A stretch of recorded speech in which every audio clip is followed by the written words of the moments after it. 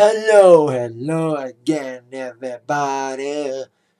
Zack Attack is here with my TNA Impact Wrestling review for this Thursday night, May the 1st, May the edition of Impact, of course, being the aftermath of the Impact pay-per-view known as Sacrifice, crowns of new champions, and some championships retained. And I thought this Impact coming out of Sacrifice, it was a decent Impact tonight, some decent action, and some good scenarios. And I think I've said it a few weeks ago, the TNA is starting to be less fun. Like, you couldn't tell what's real and what's, like, people were saying things that made you want to say, was he really saying that, or was it just part of the show? Like, I hate your mother. It's supposed to be part of the show, but it seems personal. But I think since MVP took over as Buffett, as the head of wrestling operations with Dixie, still a character as the president, not the head of operations. Since MVP took over, I think it's become more fun. I think I didn't think that MVP would do well as a wrestling operations guy because I thought he'd be more of a wrestling type guy instead of just being a head honcho character. But I think his character as the wrestling operations head has done well. For example, how he kicked off Impact tonight with the way he determined who was going to face Eric Young tonight. Eric Young's a fighting champion, retaining over Magnus this past Sunday at Sacrifice, and he wants to defend his title every week. And we've seen him defend the title basically every week.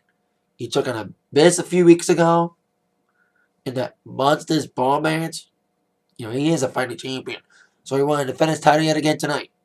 And I think, like I said earlier, MVP is making it more fun again. And he made something unique.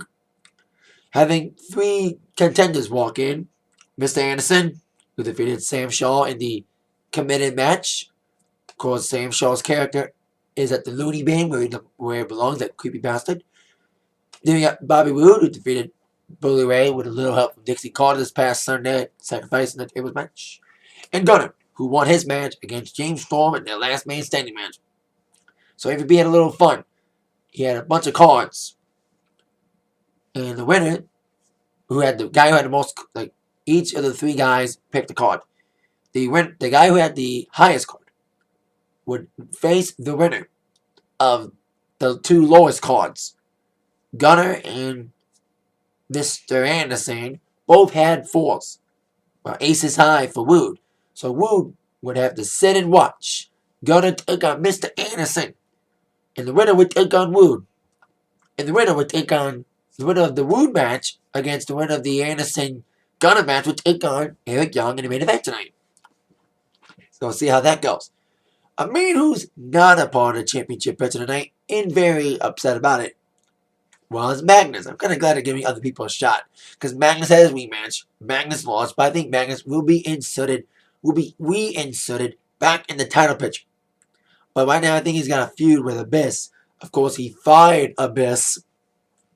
And Abyss beat Magnus last week to retain this. Well, actually, Abyss won by DQ after Magnus got himself disqualified. So I think Abyss is kind of back in TNA because he haunted Magnus throughout the ring, trying to chase him to hit him with Janice, but Magnus ran off. So I think Magnus and Abyss has to continue their feud after last week's was all with the DQ. So I think the Abyss-Magnus feud isn't over yet. So that's why I'm happy that EY's got some new contenders. And that leads us to the first match. Of course, the first match in this little mini tournament. The winner would take on Roode in this little mini #1 contenders tournament, as Gunner would take on Mr. Anderson. 2 baby faces, 2 good guys facing off. It was kind of like back and forth because these guys are very popular with the fans. Speaking of the fans, I need to say that the fans in Impact Zone, I think, were the best Impact Zone crowd I've seen in a while. Great chant, heavy crowd tonight. And I think it's because of the fact that there were some leftover fans because this was taped. All these Impacts, including next week's, is taped after. Because the Sacrifice pay-per-view was in Orlando, so they taped the Impacts, I think probably Monday, the day after the pay-per-view, so I think there were some leftover fans from the Sacrifice pay-per-view who came to make Impact a little bit more fun this week with the chant heavy because of the people who came for the pay-per-view. So of course, Gunner tried his best with his big muscle-bound moves, but of course, Anderson, being a sly asshole that he is, got the advantage a little bit on as well. But as Gunner got the control back in his okay little matchup to begin tonight. Fun little matchup. Storm came out it seems that he was going to distract Gunner and maybe screw Gunner out of this situation, out of this matchup. But he got in there as Gunner was setting up for a big move, and like I said, it looked like Gunner was going to get screwed by Storm. That ended up not being the case. Anderson was setting up for his big move. Then Storm came in with the referee distracted and hitting Anderson with a big kick, which enabled Gunner to get his big finish, the Hanger 18, in a 1-2-3 victory for Mr. Gunner. I thought James Storm did it on purpose so he could screw Gunner against Roode. Of course, that would be the case. The case being that Storm reunited partner Roode would face the winner in this matchup of Gunner and Anderson being Gunner. And I thought Storm was gonna come screw Gunner during that match, but he never did screw Gunner in the match against Roode, as we would see in that match. So he kind of inadvertently hit Anderson, and of course we would see Anderson get his revenge on Storm later on in the evening. But I forgot to mention something. Before we get to that, before we had that match, Anderson and Gunner with Gunner victory with a little help from James Storm, inadvertent help, we had Bully Ray coming out wanting to put Dixie through a table, gunning revenge for what happened to Bully this past Sunday with Dixie in disguise, because Dixie kind of outsmarting Bully Ray. He even spray painted a table with Dixie's name on it, wanting a piece of Dixie. And we would have a segment later on in the evening involving those two coming out. Well, Dixie came out with a bunch of security trying to hold her back, trying to protect her from not getting through that table. Bully came out. Eventually, it had a wall of security on the bottom of the ramp and security in the ring. And Bully Ray told the security at the bottom of the ramp, you hate Dixie Carter as much as I do. You would love to see me get in that ring and put Dixie through that table. So they all step aside. But security in the ring would not comply with Bully Ray. So we would have Bully Ray beat up all the security guards in the ring, and he was getting close to putting Dixie through that table. But MVP prevented it. As much as MVP would have loved to see Dixie through that table himself, he has to take responsibility of being the director of wrestling operations. Yes, I've said he's more fun, but hey, he kind of became a no-fun guy in Bully Ray's eyes, as not only did MVP prevent Bully Ray from attacking Dixie in the ring through the table, especially the fans chanting, "We want tables," and put it through a table. Like I said, they were very loud that night. MVP not only prevented that from happening, he banned both Bully and Dixie because of their shenanigans. He almost said shit, but he said shenanigans. Because of the shenanigans, they were banned from the Impact Zone. But at the end of Impact, despite Bully being banned from the Impact Zone as well as Dixie, he's going up to Dixie's offices in Nashville, Tennessee. Probably see all that shit next week. Speaking of next week, we had a lot announced for next week. We have the match, a one-on-one match, EC3, taking on Kurt Angle, finally in a one-on-one situation. And a couple months ago, I kind of bitched about EC3's development and how he was not facing off against good guys quickly, just being in these jobber matches to keep his undefeated streak alive. It's been going on for 6 months. I'll give him credit for keeping it this long. But I believe that undefeated streak would come to an end next week when he takes on Kurt Angle. He's trying to hype it up by having a little sparring contest with his little buddy, or the fans would call his boyfriend. Once again, the fans being rowdy doing EC3 segment. They chanted, "Where's your boyfriend?" And they're making some kind of weird innuendos tonight. But get a hold on him. Or get off him.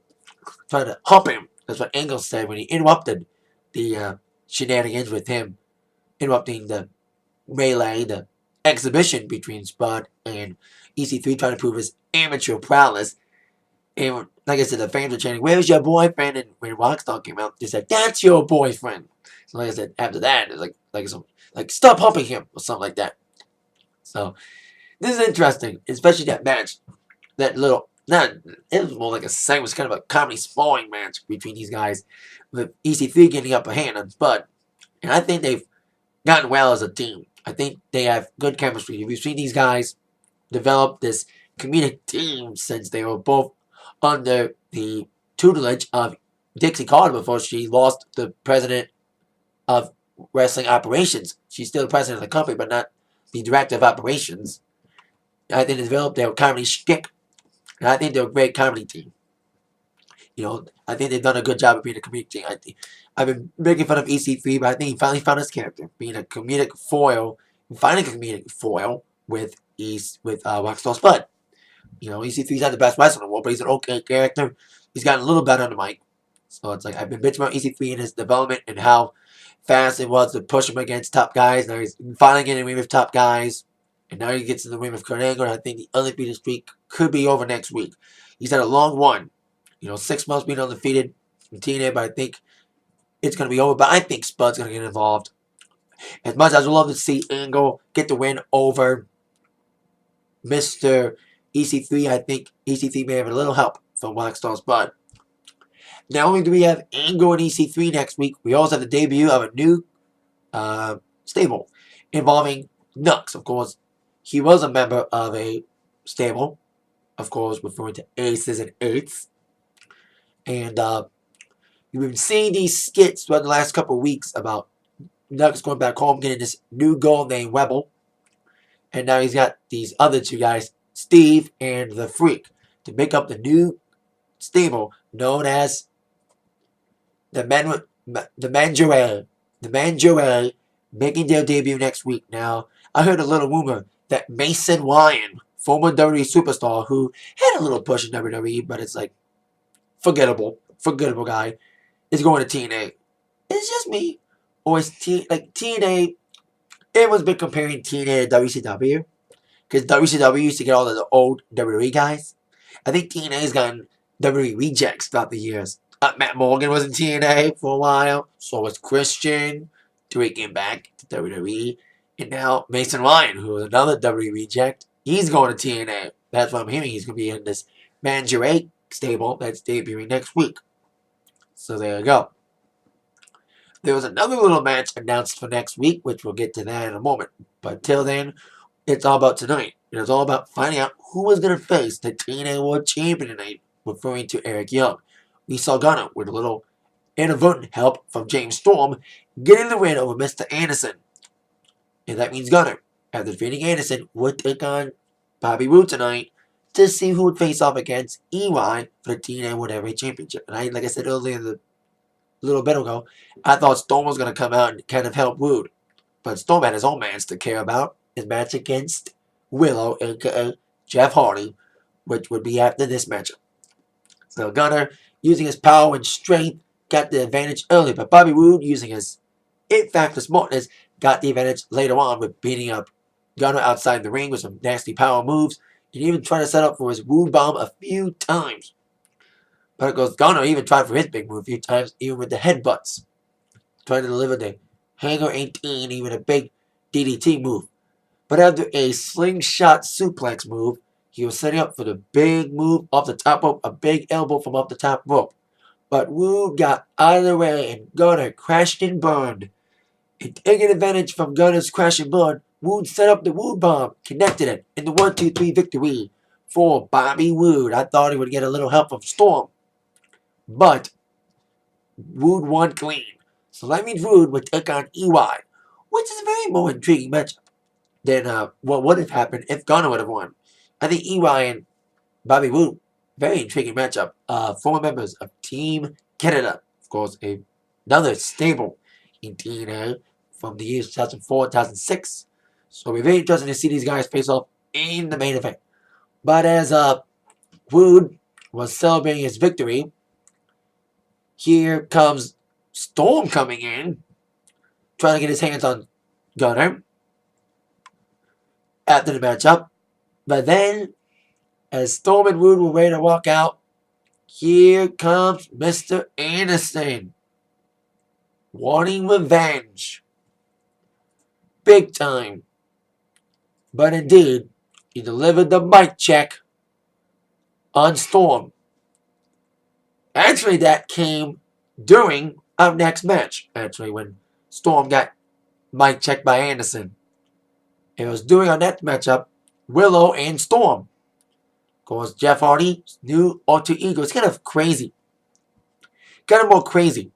Alter ego being Hardy. And Hardy tried to be crazy early with Storm. But they fought outside the ring. So when Storm's little power offense, they got to fight outside the ring. And a very vicious move. It was with Willow trying to set up a move. He had Storm's head on the steps. He was going to do like a face bust with a chair with Storm's face on the chair. But Storm moved out of the way and Willow / Hardy landed hard on those steel steps. I think he fractured his tailbone.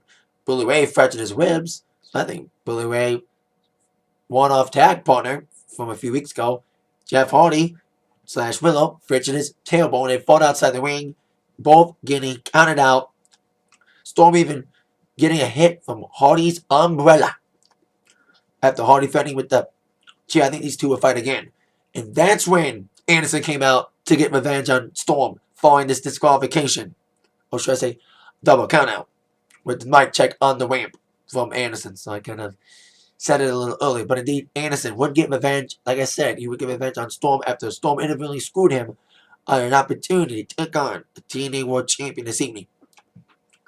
So I think Storm and Willow will fight again. I think it should be no DQ. After seeing, the no contest between these two guys. So there you go. So okay, little matchup between these two guys. Let's get on down. Speaking of champions, we got our next segment involving the new TNA champion of the Knockouts, referring to Angelina Love and Velvet Sky. And they had a little celebration. And apparently, they got a so-called letter from the TNA board of directors saying that they have to dress up instead of dressing down in evening gown wear. I think we should know where that was going to go. They're trying to strip themselves. They're trying to play a little striptease. Trying to say that no one tells them what to do. But it was kind of a ploy by them to fool the fans of this little dress code. That they kind of trolled the fans, should I say, by teasing them a striptease. And I kind of knew in my heart, I was like, okay, they're going to come out in evening gown wear and someone's going to crash the party. I thought it'd be Madison Rayne to try to strip them. Well, she would get involved. But the person that did come out at that point was not Madison. It was Gail Kim trying to get a strip tease of Madison's former BFFs of the Beautiful People, Velvet and Angelina. But as Gail trying to get her hands on those dresses of Angelina and Velvet, they slipped out of the way and they thought they avoided getting stripped. But at the ramp, here comes the team of friends known as Brittany and Madison stripping the hell out of Angie and Villamel. So they got stripped at the wall. I knew they'd be stripped. I knew there'd be someone crashing the party. And it was all three. Madison, Gail, and Brittany. With Gail stealing Angelina's belt. And I think a feud between Gail and Angelina may be starting soon. They had that tag match last week. Gail and Madison taking on the Beautiful People last week. So I think Gail may start a feud with Angelina that may end up being at Slammiversary next month. Speaking of champions and new champions, we'd have the new tag team champions in action. As the team known as the Wolves, Eddie and Davey, would team up with the still X Division champion, Sonata, against the Bromans. That means Jesse and Robbie E. and DJ Zima Ion. Or should I say DJ Z. Kind of mad about the loss this past Sunday. They get the rematch next week. I told you there was another match set for next week besides Angle and EC3 and besides the debut of the Manjare, we have the match between the Bromance and the Wolves, the rematch from Sunday for the tag team titles. The rematch clause has been invoked for the Bromance. But that's next week. Like I said, tonight, the Bromance will team up with DJZ against the Wolves and Sonata. And despite the sneak attack early for the Bromance and DJZ, the Wolves and Sonata will be flying their way outside the ring with some big flying moves. It was kind of a high. It wasn't a spot fast per se, but it was kind of a fast-paced matchup with the Wolves and Sonata getting the advantage early after the sneak attack from the Bromance. But with isolation, the corner, and a lot of triple teaming behind referees back, Bromance and DJZ got the advantage back in their favor. But not for long, as the Wolves would do their double team work, and of course triple teaming with Sonata, ending up with one of the Bowman specifically being, of course, Wabi, getting isolated by all three guys, getting a triple move with each guy on a turnbuckle. First, Eddie flying off the top rope with a big double stomp to the back, and a moonsault from Sonata, following another stomp from Davey, and a 1-2-3 victory for the face team known as the Bowmans, and, should I say, the team of the Wolves and Sonata. Kind of fumbling tonight. No, I'm not drunk. So, Bowmans get the rematch next week against the Wolves. But till then, the Wolves get a little piece of the Bowmans tonight, giving them this loss in this 6-man tag team affair with help from the X Division champion known as Sonata. Now on to our next matchup, the main event of the evening for the TNA World Heavyweight Championship. The fighting champion, Showtime EY Eric Young. I still can't believe he's champion. I think it's because of TNA wanted to copy WWE. They got a bearded champion in Levi. How have you have another bearded champion? That's more of a comedic guy, more than an athletic guy. EY taking on Bobby Roode tonight. Like I said, this is an intriguing matchup, knowing these two had history as opponents and partners at one point. Of course, former members of the stable known as Team Canada. Team Canada. That was a long time ago when TNA was still almost kind of good. When AJ Styles and Daniels and some guys who are not around anymore were still in this fucking company. So, even with MVP as the head, Dixie's still behind the scenes. But when it comes to the show, it's going to be more fun. The show's more fun, maybe behind the scenes not as fun, but the show's become more fun, especially with a fun champion, a comedic character as the champion. Goes before an EY coming in with its comedic moves, but of course, Bobby Roode being a smart it factor type guy, he came with his little event, and it was a decent fun matchup for these guys. It was a good matchup with both guys both nailing their finishers. Of course, Roode going for the Roode bomb, and Eric Young, the EY, going for the pile driver, and both guys kicking out of the other's respective finishers. Roode kicking out of the pile driver, and EY kicking out of the Roode bomb. So both guys were just banging up each other and getting the advantage. Kind of an even matchup because these guys know each other from the ins and outs. Even there was one spot when Eric Young was doing his little flying move and he kind of accidentally bumped into the camera guy, bumping him back a few feet. So that's kind of a funny little spot between these two guys, and the crowd was supporting Eric in this case. Like I said earlier, the crowd was the most rowdiest I've seen the Impact Zone, or should I say the new and improved Impact Zone in a while, because this ain't the Impact Zone. It's like a new soundstage they're on. It's not the soundstage they were originally on when they were in Orlando as a residency until they left it to go on the road. Until that fell through, but at least they're doing on the road shows in Pennsylvania and New York this June. So after both guys kicked out of the other guys' respective finishers, both guys were struggling to figure out how to finish the other and finish him off. But as Roode was going for another big move, Eric Young knocked down Mr. Roode, delivering his other finisher besides the pile driver, known as the elbow drop.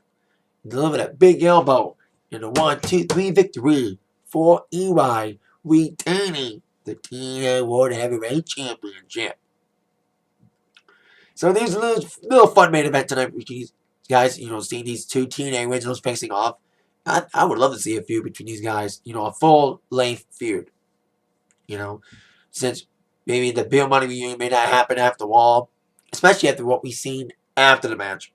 Eric Young pulled Bobby Roode up as a show of sportsmanship. I thought Roode was going to attack him, but Roode did not attack him after that show of sportsmanship by being helped up by Eric Young after this matchup.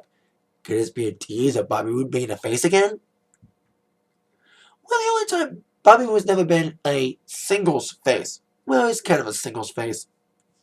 Because he was a face, he was a baby face, a good guy as part of Beer Money. So it was a built-in baby face when he was feuding against Kurt Angle for the TNA World Heavyweight Championship when he won the Bout for Glory series back in 2011. And I thought Roode wasn't ready to be a singles competitor. but the build-up was pretty good. He did lose that bout for glory, but he would end up winning the championship eventually against James Storm, which would start his second heel turn as a singles heel turn. I thought it was a great heel back in 08 after Team Canada broke up. He became heel with Miss Brooks being the money guy. That's why you hear his catchphrase, it pays to be Roode. That was one of his other catchphrases besides being the It Factor. So there you go. I would love to see these two feud, but is Roode turning face after, like I said, what happened with EY? Maybe the Bill Money reunion may not happen after all. But we'll see how TNA goes and who will feud against EY next. We do have Slammiversary coming up. We have possible seeds for maybe Gail feuding with Angelina at Slammiversary for the Knockouts Championship. And we don't know who's going to take EY on yet. Maybe it'll be Magnus. Oh, I would love this. Bring back King of the fucking Mountain. Come on, man. We haven't seen a King of the Mountain match in years. I think 5 or 6 years since we've seen a King of the Mountain match at Slammiversary, which was a Slammiversary tradition. The King of the Mountain match. Maybe that match left with Jeff Jarrett. Maybe Jeff Jarrett may bring it into his new global wrestling force, whatever the heck his new company is. So there you go. But that's what I would love to see. Them bring back the King of the Mountain match for Slammiversary. It's been too long since we've seen it. Speaking of ladders, that was the King of the Mountain match. I forgot to mention that the match involving the Bowmans and the Wolves, the rematch for the TNA World Tag Team titles next week, is a ladder match. Very intriguing to see a ladder match. And it should be fun. I think the Wolves are kicking the tag team division in the ass when the tag team division needs a kick in the ass. I would love to see the Bill Money reunion full time still to really kick the tag team division up the ass big time. But till then, I think the Bowmans have gotten better. And I'll see how they will do in a ladder match. I think the Wolves are going to do very well in a ladder match next week. We also have EC3 and Conego next week. And the debut of Knox's new stable, the Manjure. So see how that goes. And that is it for tonight's Impact Wrestling preview on this May Day. With that in mind, you've been attacked by the review from Zach. Thank you all very much for watching. See y'all later, everybody. See ya. Like I said, see ya. Yeah.